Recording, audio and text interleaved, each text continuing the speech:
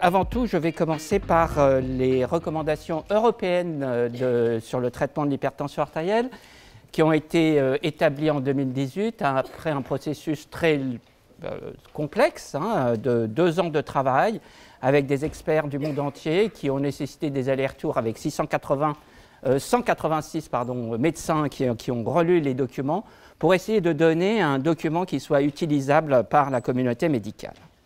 Alors, quelques points d'épidémiologie, et c'est tout ce qui a sous-tendu en fait ces recommandations de traitement de l'hypertension artérielle, parce qu'on est vraiment devant un problème important, malgré le contexte actuel ici aujourd'hui du Covid-19. Alors, premièrement, pour se rappeler un peu le poids de l'hypertension artérielle. Malheureusement, en France, avec ce qui s'est passé, le retrait de la LD30, comme vous le savez, pour l'hypertension extrêmement sévère, on a eu tendance à banaliser ce qu'était l'hypertension artérielle en la mettant au rang de tout facteur de risque. C'est vrai que c'est un facteur de risque, mais une élévation de la cholestérolémie ne va pas vous donner un accident vasculaire cérébral. Une élévation brutale de l'hypertension artérielle va vous donner un accident vasculaire cérébral, un œdème pulmonaire, une dissection aortique. Donc en faisant ça, on a abouti à ce qu'il y ait une diminution de la perception de la gravité de l'hypertension artérielle comme maladie. Le deuxième élément concernant les accidents vasculaires cérébraux, c'est l'étude Interstroke dans le Lancet. Je vous ai montré les 10 facteurs de risque qui jouent un rôle majeur pour la survenue des accidents vasculaires cérébraux. Et le premier est l'hypertension artérielle. On ne va pas aller dans toute la diapositive. Et vous voyez que l'odds ratio est de l'ordre de 3 et la part attribuable du risque est de l'ordre de 50%. C'est absolument énorme. L'hypertension contribue aux accidents vasculaires cérébraux et ça de façon très importante. Ces 10 facteurs de risque qui sont listés ici, donc ils sont responsables de 90% de la part attribuable du risque. Un autre élément dont il faut tenir compte, c'est aussi au niveau mondial, la transition épidémiologique. Cette transition épidémiologique fait passer des maladies qui étaient communicables, que vous voyez ici sur la diapositive, vers les maladies chroniques.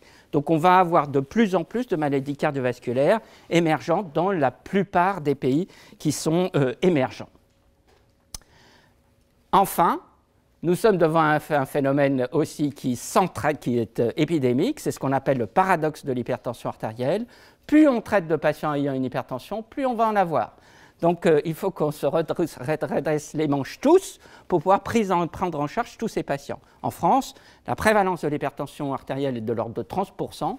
On va avoir environ 13 à 15 millions d'hypertendus et il est certain que si chacun d'entre nous, on ne s'y met pas, on ne va pas y arriver pour la prise en charge de ces patients. Et donc on a cette augmentation de la prévalence de l'hypertension artérielle du fait du vieillissement de la population et aussi de l'obésité.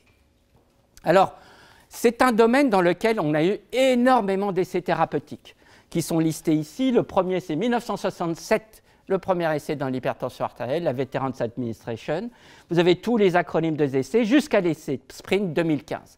Il ne peut pas y avoir eu plus d'essais thérapeutiques que l'hypertension artérielle, qui apporte toute l'évidence pour la nécessité de la prise en charge de l'hypertension artérielle.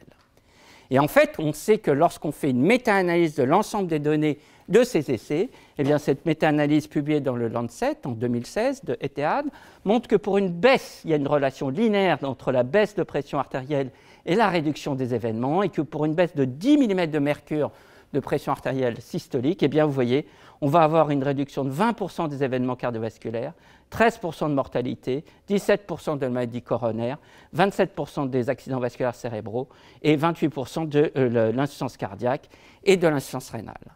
En France, comme dans la plupart des pays industrialisés, avec le diabète, l'hypertension artérielle sont les 2 premiers contributeurs à l'entrée en hémodialyse chronique. Alors, on a de multiples classes d'antihypertenseurs, on a toute l'évidence et la situation est mauvaise. Dans le monde, donc chaque année, depuis 2017, on a un mois particulier qui est le May Measurement Month dans lequel la Société européenne, la Société internationale d'hypertension, et cette année, la Société française d'hypertension artérielle va engager les professionnels de santé pour mesurer la pression artérielle des Français et avoir une photographie un peu de ce qui se passe. Donc en 2017, voilà les chiffres, et vous voyez que parmi les patients qui prennent des traitements et qui ne sont pas contrôlés, les chiffres sont absolument effrayants, c'est-à-dire que dans les années 90, on disait qu'il y a 50% des patients qui ne sont pas dépistés, 50% parmi ceux-là, et ceux qui sont dépistés et qui ne sont pas traités, 50% parmi les traités qui ne sont pas contrôlés. Rien n'a changé. Rien n'a changé. Quelle est la situation en France? Eh bien, la situation en France, elle a été rapportée dans le bulletin épidémiologique hebdomadaire en 2018. Et voilà les chiffres de l'étude Esteban qui a porté sur environ 2500 patients. Et vous voyez plus de femmes que d'hommes. La prévalence est de 30%. Elle change énormément en fonction de l'âge. Elle augmente avec l'âge. Elle est plus importante chez l'homme que chez la femme. 50% seulement des patients ont connaissance de l'hypertension artérielle et vous voyez que la proportion de traités parmi les hypertendus est de 50% et ceux qui sont contrôlés, c'est 55%, beaucoup moins chez les hommes que chez les femmes. Et en plus, la situation s'est aggravée par rapport à 2006 puisque, en fait, le contrôle tensionnel, en particulier chez les femmes, est de moins en moins bon. Donc voilà tout ce qui sous-tend les recommandations de l'hypertension artérielle. Donc, je commence par vraiment le début, parce que tous les systèmes, aujourd'hui, toutes les digues ont rompu. Le dépistage de l'hypertension artérielle n'est plus fait. Vous allez voir régulièrement des malades qui n'ont pas eu de mesure de tension depuis plusieurs années, voire jamais, ou qui ne connaissent pas leur pression artérielle. Petite question, combien parmi vous connaît sa pression artérielle mesurée il y a un mois? Levez bien la main. Non, depuis quelques mois. Quelques mois. Ah, quand même, la majorité. Bon, vous me rassurez quand même. Ah, bon. Donc, la première recommandation, ce sont les programmes de screening. Et vous voyez qu'à partir de l'âge de 18 ans, toute personne doit avoir sa pression artérielle mesurée. Une mesure clinique, il doit être au courant et on doit noter son chiffre de pression artérielle et il doit conserver ce chiffre de pression artérielle. Au-delà de 50 ans, eh bien, il faut faire des screenings plus fréquents. Et si la pression artérielle initiale est normale chez un jeune, on va répéter ceci à 5 ans. Il ne faut pas oublier que le niveau de pression à l'âge de 18 ans va définir ensuite votre futur. Quelqu'un qui a 110 de systolique à 18 ans, sa probabilité pour qu'il devienne hypertendu est beaucoup plus faible que quelqu'un qui a déjà 125, 130 mm de mercure. Donc ça va vous permettre aussi d'emblée de savoir faire un tracking de la pression artérielle. Quelques rappels sur la mesure de la pression artérielle. Appareil électronique, indispensable aujourd'hui et validé au bras. En cas d'arythmie, il faut revenir à la méthode auscultatoire. Ce que la plupart des gens oublient, c'est qu'un appareil électronique n'est pas bon lorsqu'il y a une fibrillation atriale. Donc on a besoin de continuer à savoir ausculter et à savoir mesurer la pression artérielle. Ensuite, l'appareil électronique, on doit déclencher 3 mesures à 1 minute d'intervalle. Et je vais vous montrer rapidement aussi comment le patient doit être soit assis, soit en position demi-assise. Et on doit la mesurer aux 2 bras et la mesurer aussi en position debout, en particulier chez les personnes âgées, puisqu'on a un vieillissement de la population, le risque majeur étant celui de l'hypotension orthostatique. Donc il vous faut un peu de tout, c'est-à-dire que comme on est face à des gens qui sont obèses, donc appareil électronique montré en haut, ici les différents types de brassards, parce que le plus difficile étant ce type de bras qui va rendre complexe la mesure de la pression artérielle. Plus les bras sont coniques, plus c'est difficile à mesurer. Et vous voyez la position ici du brassard à tension. Et chez une personne dont les pieds doivent être bien reposés, assis, n'ayant pas fumé, n'ayant pas pris son petit déjeuner immédiatement précédemment, n'ayant pas pris de la caféine, donc dans des conditions stables, correctes et sans lui parler. L'idéal, c'est que ça se passe avec un appareil automatique. Vous laissez le patient tranquillement et l'appareil se déclenche automatiquement au bout de 5 minutes de repos. Alors, nous, par rapport aux Américains, nous n'avons pas changé les définitions de l'hypertension artérielle. Comme vous savez, aux États-Unis, les seuils ont été abaissés à 130/80. Vous voyez ici les différents seuils, c'est-à-dire qu'on a une pression optimale lorsqu'elle est inférieure à 120-80 et on la répète tous les 5 ans. Une pression normale entre 120, 129, 80 et 84 mm de mercure pour la systolique, pour la diastolique, pardon, on la répète tous les 3 ans. Les valeurs hautes de la normale entre 130 et 139 et 85 et 89.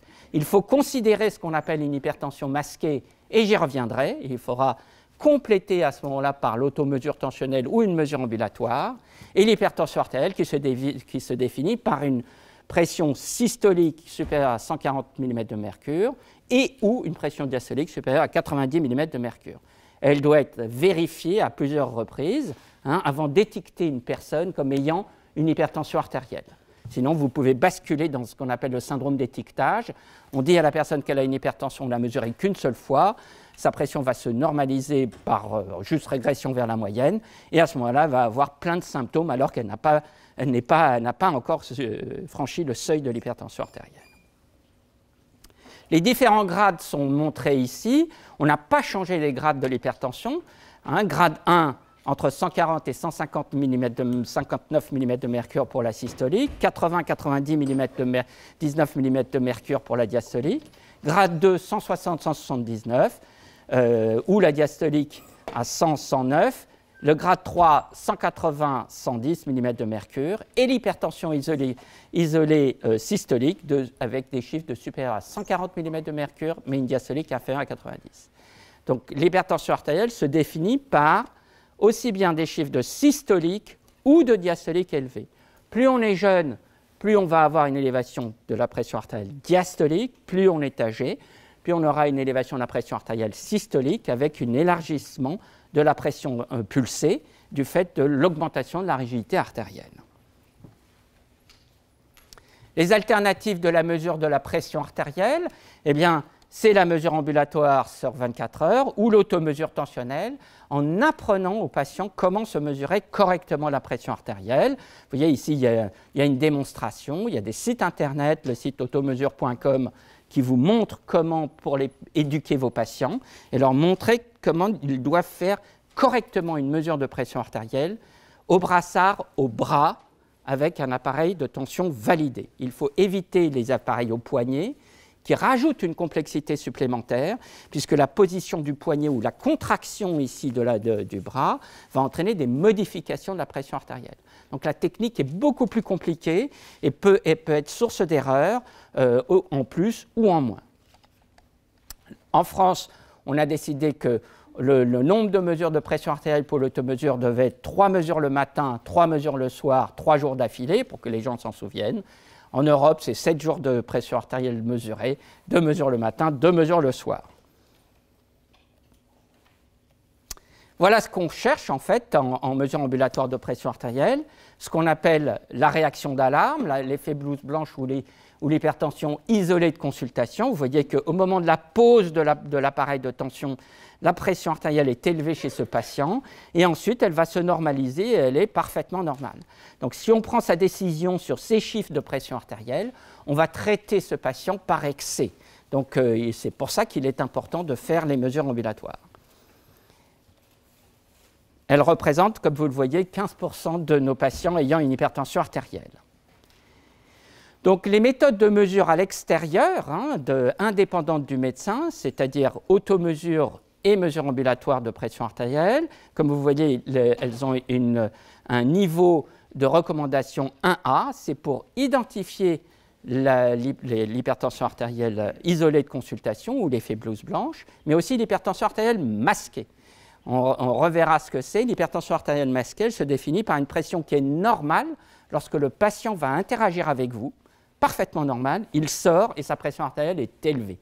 Et en fait, cette hypertension artérielle masquée est associée à un risque cardiovasculaire accru, avec une probabilité d'événement, alors que l'hypertension artérielle qui est isolée de consultation, elle a comme risque associé celui d'avoir une hypertension qui devient permanente. Moins de risques cardiovasculaires associés que l'hypertension artérielle masquée.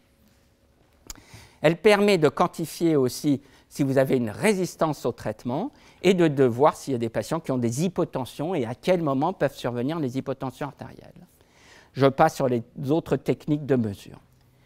Alors, cette diapositive, c'est un travail qui a été fait dans le service, qui a comparé les médecins de sexe masculin, de sexe féminin, aux infirmières pour la mesure de la pression artérielle. Et vous voyez, on prend comme référence 140 mm de mercure, qui est la mesure de la pression artérielle de l'infirmière. Vous voyez la ligne de base, là, voilà. Et vous voyez l'effet d'un médecin. Donc, certains vont faire monter la pression artérielle de 25 mm de mercure lorsqu'ils vont mesurer la pression artérielle, d'autres un peu moins. C'est fonction du sexe. Un homme médecin va faire monter la pression artérielle beaucoup plus qu'une femme médecin. Le plus bas, c'est l'infirmière. Donc, c'est bien qu'à l'HEGP, nous avons décidé d'arrêter nous-mêmes de mesurer la pression artérielle, puisque c'est impossible ici de prendre une décision thérapeutique, puisqu'on va faire n'importe quoi. Donc, ce sont les infirmières de consultation qui mesurent la pression dans un box dédié à part, tranquillement, etc. Et donc, nous, on ne la mesure pas, puisque de toute façon, elle est erronée et on cède énormément des automesures tensionnaires et des mesures ambulatoires de pression artérielle. Il faut savoir que 70% des Français aujourd'hui sont équipés avec des appareils d'automesure tensionnelle. Il ne faut pas se poser la question, il y en a beaucoup qui en disposent. Ils l'utilisent souvent pas très bien. Donc voilà ce qu'on appelle l'hypertension artérielle masquée, comme vous le voyez ici, c'est-à-dire ce sont des gens qui ont une hypertension, lorsque vous les voyez en consultation, que leur pression est inférieure à 140 mm de mercure et elle est supérieure à 135 mm de mercure en mesure ambulatoire de pression artérielle. Donc, elle représente aussi 15% de la population. Donc, à chaque fois qu'on va mesurer la tension, on a, grosso modo, une chance sur 3 de se tromper de la caractéristique phénotypique du patient. Donc, il faut vraiment avoir des méthodes de mesure en dehors du cabinet de consultation. Malheureusement, nous n'avons pas encore obtenu de la part des autorités françaises le remboursement des appareils d'automesure tensionnelle. Ça fait juste 25 ans qu'on se bagarre pour les obtenir. Et donc, on nous dit encore qu'il faut attendre parce que c'est compliqué. Voilà. Donc, ce sont des choses qui sont un petit peu énervantes. L'Espagne donne accès aux appareils de mesure ambulatoire, d'automesure tensionnelle. Les Anglais, ça fait partie du diagnostic et de la prise en charge de l'hypertension artérielle. Nous sommes encore à la remorque des autres pays d'Europe. Les définitions de l'hypertension artérielle sont différentes en fonction de la méthode de mesure utilisée. Et vous voyez qu'en mesure ambulatoire de pression artérielle, les seuils sont plus faibles. C'est 135-85 mm de mercure pour la pression diurne, 120-70 mm de mercure pour la pression nocturne, 130 sur 80 mm de mercure pour la pression des 24 heures et 135-85 pour l'automesure tensionnelle. La valeur nocturne vous apporte aussi des informations importantes. D'abord, par exemple, c'est le moyen de savoir si le patient a une hypertension artérielle, s'il s'agit d'un travailleur de nuit. C'est le seul moyen de le savoir. Ensuite, c'est une valeur pronostique. L'hypertension nocturne est associée à un risque cardiovasculaire nettement supérieur que l'hypertension diurne. Donc vous voyez ça aussi, par exemple, chez les patients diabétiques, où vous pouvez parfois avoir une inversion complète du rythme nictéméral ou la disparition du rythme nictéméral, et ceci montre des signes une caractéristique de gravité. Vous pouvez le voir aussi chez les patients qui ont une hypotension pendant la journée et qui vont avoir une hypertension pendant la nuit, ce qu'on appelle l'hypertension clinostatique. Donc tous ces éléments-là, vous pouvez les détecter avec ce type d'appareil de mesure. Alors, il y a un bilan minimum à faire, je vous le rappelle, un bilan sanguin avec l'hématocrite, l'hémoglobine glyquée, la glycémie, le bilan lipidique, c'est-à-dire qu'on veut connaître les cofacteurs de risque cardiovasculaire associés déjà à des signes d'atteinte des organes cibles, en particulier la créatininémie et l'existence d'une protéinurie, mais qui peut être aussi en rapport avec une étiologie, de même que le dosage de la kaliémie à la recherche d'une hypokaliémie pour rechercher une cause ou une conséquence à la prise de certains médicaments. La bandelette urinaire est importante aussi parce qu'elle fait partie de l'atteinte des organes cibles si vous trouvez une protéinurie ou une microalbuminurie à ce moment-là, ou une hématurie qui va vous orienter vers éventuellement une maladie glomérulaire. L'électrocardiogramme est absolument recommandé pour tout le monde. L'échocardiographie, s'il y a des anomalies électrocardiographiques ou s'il y a des signes de dysfonction ventriculaire gauche. Ensuite, l'atteinte des vaisseaux du cou, on ne la fait pas systématiquement, sauf si le patient a déjà fait un accident vasculaire cérébral ou un accident ischémique transitoire, mais a priori aujourd'hui en France, l'ensemble de ces examens est déjà réalisé dans des unités de neurovasculaire dans la prise en charge des patients ayant fait un accident vasculaire cérébral ou un accident ischémique transitoire, sauf si c'est passé inaperçu et que la personne n'a jamais consulté. La créatininémie et la mesure du débit de filtration glomérulaire, enfin plutôt le calcul du débit de filtration glomérulaire qui vous donne une estimation, hein, de même que la mesure de l'excrétion urinaire d'albumine. Les autres examens sont faits de façon non systématique, c'est-à-dire l'échodoppler des artères rénales, de même que les atteintes neurogènes, uniquement si vous avez déjà eu accident vasculaire cérébral ou des signes de troubles cognitifs, et il faudra faire une IRM cérébrale. Le fond d'œil, il est pour les formes les plus sévères, grade 2 et grade 3, puisqu'il va apporter aussi un élément pronostique. On doit évaluer le risque cardiovasculaire global des patients pour pouvoir assurer la prise en charge. Bon, donc on va utiliser le risque score, hein, le chart score de la Société européenne de cardiologie, sauf chez ceux qui ont déjà un risque très élevé, qui est listé ici, c'est-à-dire une atteinte cardiovasculaire préexistante, une maladie rénale, un diabète, l'élévation d'un facteur de risque très élevé ou qui ont déjà une hypertrophie ventriculaire gauche. Je vais passer ça pour arriver à cette diapositive. Donc les facteurs de risque et les cofacteurs de risque, vous les connaissez, tiennent compte de l'âge, du sexe, du tabagisme. Je vous rappelle qu'on a encore 25% de fumeurs en France, hein, on en est à 12% en Angleterre, 8% dans les pays du Nord, donc on est encore très très loin d'avoir réussi le sevrage tabagique en France. Et donc cette chart score va vous permettre d'estimer à 10 ans le risque cardiovasculaire des patients à très haut risque, ceux qui ont déjà une maladie cardiovasculaire, hein, ceux qui ont un diabète avec une atteinte des organes cibles, ceux qui ont une insuffisance rénale sévère ou qui ont un score calculé supérieur à 10%. À haut risque, vous voyez, donc avec une cholestérolémie très élevée, une hypertension sévère, la plupart des patients qui ont un diabète. Donc diabète, hypertension, vous êtes classifiés tout de suite dans les formes les plus à risque, hein, une hypertrophie ventriculaire gauche, une insuffisance rénale. Je vous rappelle que insuffisance rénale plus protéinurie, c'est un facteur de risque majeur de maladie cardiovasculaire, ou un score calculé entre 5 et 10%, les autres scores étant en fait des scores modérés de risque ou de faible risque. Je vais passer très rapidement ensuite sur la charte qui est de la prise en charge tenant compte des facteurs de risque. Ici, je vous résume les différents seuils thérapeutiques qu'on a envisagés pour la prise en charge des patients. Donc vous voyez que pour les hypertendus tout venant, on tient compte de l'âge ici. Jusqu'à 65 ans, on tient compte de la pression systolique. Le seuil à partir duquel on va commencer à la prise en charge du patient est de 140 mm de mercure, quelle que soit la pathologie, diabète, insuffisance rénale, insuffisance coronaire, accident vasculaire cérébral. La diastolique est supérieure à 90 mm de mercure. Entre 65 et 79 ans, c'est à peu près la même chose. Au-dessus de 80 ans, là, le seuil change. On va intervenir, mais c'est quand même exceptionnel de trouver un patient à 80 ans qui n'a jamais été pris en charge, qui a raté tout le système de prise en charge de l'hypertension artérielle. Néanmoins, on ne démarrera une prise en charge, en particulier médicamenteuse, que si les chiffres de systolique sont supérieurs à 160 mm de mercure. Et en ce qui concerne la diastolique, c'est toujours 90 mm de mercure. La diapositive d'après, elle est complexe. Inutile d'essayer de bien d'en prendre connaissance. Elle est accessible sur le site de l'ESC.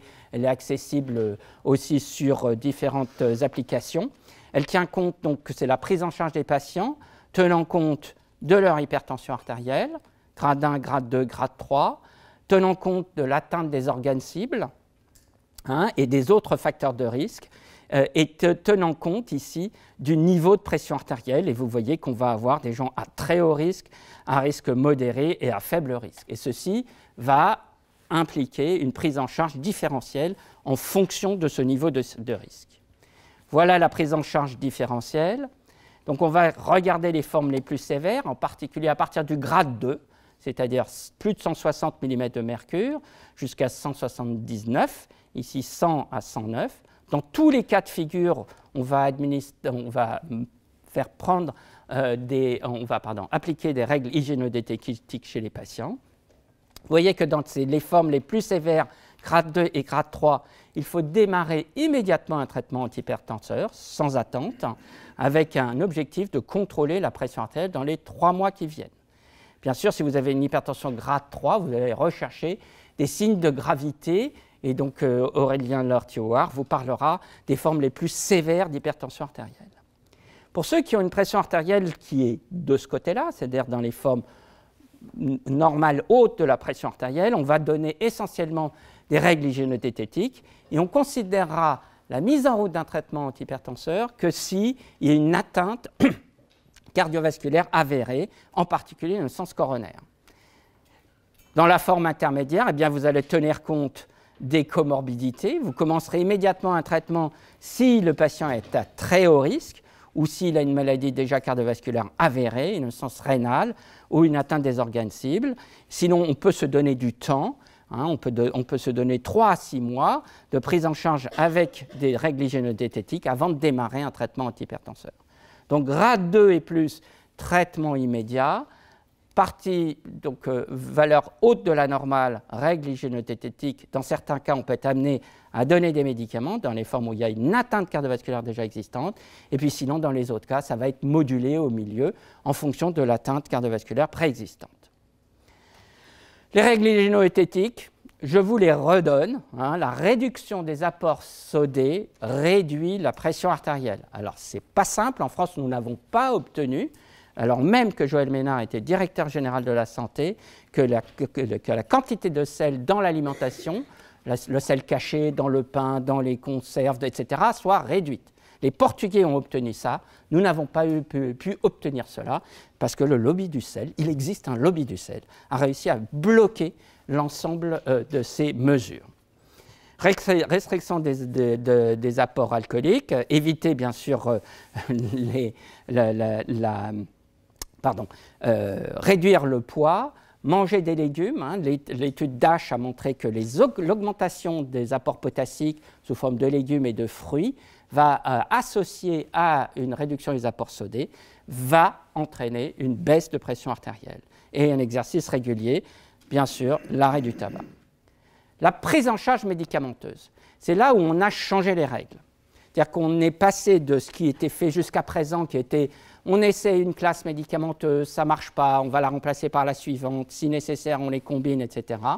Ceci fait perdre du temps, ça fait perdre aussi la confiance du patient parce qu'il ne voit jamais sa pression artérielle rentrer dans l'ordre. Eh bien, l'objectif, c'est jusqu'à la trithérapie d'être avec un seul comprimé. On commence une bithérapie d'emblée, comme vous le voyez, avec un bloqueur du système rénine-angiotensine, de préférence associé à un inhibiteur calcique ou un diurétique, dans les formes générales, sauf chez les patients qui sont trop âgés, fragiles, etc., où on peut commencer par une monothérapie. Donc, bithérapie d'emblée, pour essayer d'obtenir le plus rapidement possible le contrôle tensionnel. Le stade 2, c'est aussi la trithérapie en un seul comprimé, qui existe en France et qui, malheureusement, n'est pas remboursé. Nous sommes le seul pays d'Europe où ce n'est pas remboursé, à nouveau, grâce à l'incurie de nos autorités de santé qui n'ont pas donné le remboursement de ce type de comprimé qui est absolument nécessaire pour améliorer l'observance au traitement antihypertenseur. Donc la trithérapie doit comporter un bloqueur du système rénine-angiotensine, un inhibiteur calcique et un diurétique à bonne dose. C'est inutile d'administrer tout ça à petite dose, il faut aller à la dose maximale qui permet le contrôle tensionnel. Ensuite, on va passer à l'hypertension résistante dont on va parler de façon beaucoup plus prolongée et la spironolactone joue un rôle majeur à ce moment-là. En ce qui concerne les bêta-bloquants, ils ne doivent être considérés que si vous avez une insuffisance coronaire associée, si vous avez de la fibrillation atriale, si c'est une femme jeune avec un désir de grossesse, s'il y a des migraines, s'il y a des indications électives. Je vais terminer rapidement là sur la maladie coronaire. Pour ce qui est des patients avec maladie coronaire, vous voyez que les bêta-bloquants vont apparaître dès la première ligne. en association ici, avec la bithérapie qui comporte IEC, antagoniste de l'angiodésinine et inhibiteur calcique. Et donc ensuite, on va avoir la trithérapie et ça continue. C'est la même chose aussi pour ce qui est de l'insuffisance cardiaque. Vous voyez qu'on commence par IEC, antagoniste de l'angiodésinine plus diurétique, avec bêta-bloquant, et qu'on rajoute très rapidement un antagoniste des récepteurs minéralocorticoïdes. Quels sont les objectifs du traitement? Eh bien, les objectifs, eux, si le seuil diagnostique n'a pas été modifié, ils ont été modifiés à la baisse. Et ils dépendent de l'âge. Entre 18 et 65 ans, on va essayer d'amener la pression artérielle systolique en dessous de 130 mm de mercure, mais pas en dessous de 120 mm de mercure. Qu'on ait une hypertension artérielle isolée, avec diabète, avec insuffisance coronaire et accident vasculaire cérébral, entre 130 et 120 mm de mercure, diastolique maintenue entre 80 et 70 mm de mercure, sauf pour l'insuffisance rénale, où la pression artérielle est maintenue entre 140 et 130 mm de mercure. Dans les autres cas de figure, chez les patients plus âgés, 65 et plus de 80 ans, si c'est toléré, on doit amener la pression artérielle entre 140 et 130 mm de mercure. J'insiste, donc ici, on a changé les objectifs en méthode de mesure clinique, donc à maintenir une pression artérielle entre 130 et 120 mm de mercure, la diastolique étant toujours maintenue au-dessus de 70 mm de mercure. Pour plus d'informations, les sets de diapositives seront bien sûr disponibles. Vous avez accès sur le site internet de l'ESC aux Pocket Guidelines. Et je terminerai ici sur le livre blanc de l'hypertension artérielle qui a été écrit par la Société française d'hypertension artérielle. Il faut sortir l'hypertension du simple facteur de risque. On doit tous faire l'effort d'amener nos 70% de la population française au contrôle tensionnel. Donc dans le nord de l'Italie, en mettant en place un système vraiment très strict avec la participation de l'ensemble de la communauté médicale, ils en sont actuellement à 70% de contrôle. Donc les choses sont faisables, avec un vrai plan de santé publique en France.